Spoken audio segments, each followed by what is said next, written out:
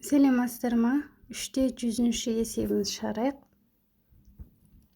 Яғни ax 3y тең 4 түзуі x азайтылған y тең 7, x қосылған y тең -3 түзулері қиылысу нүктесі арқылы өтеді дейді. Аны табыңдар дейді. Аны табатын болсақ тең -y тең болады. X -x болып келеді. Қосу 7. Мұнда y тең -x -3. Мына жердегі y-іміз бізде минус таңба болуға болмайды. Сондықтан -1-ге көбейтіп жіберемін. Минус-минусқа көбейтілгенде таңбамыз плюс таңба болып өзгереді. Яғни y болады. Минус мына жердегі минус көбейтіліп кетеді. Плюс болады. Минус плюс минус болады.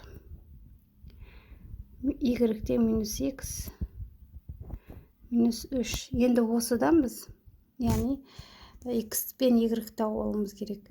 X -7 тең -x -3. X-терді бір жаққа шығарсақ, x қосу x болады. Тең -3 плюс 7 болады. Сонда 2x болады мұнда. Плюс-минус жағдайда азайтылады да үлкен таңбасы қойылады.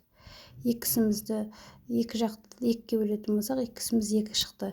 Енді бізде x-іміз 2 шықты. Осы шыққан мәнді мына x-тің орнына қойсақ, y-імізді тауып аламыз. Яғни жазайын. Y тең x азайтылған 7, ол дегеніміз 2 азайтылған 7, ол -5 болады. Яғни y-іміз 5, x-іміз 2 екен. Яғни екеуінің қиылысуы жауабы деп қояйын.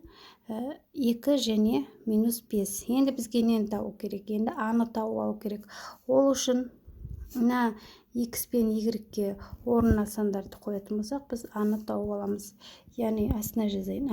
X азайтылған 3y тең 4 дедік. Енді x-іміз 2-ге тең болды. Көбейтілген азайтылған 3, y-іміз -5-ге тең болды. Тең 4.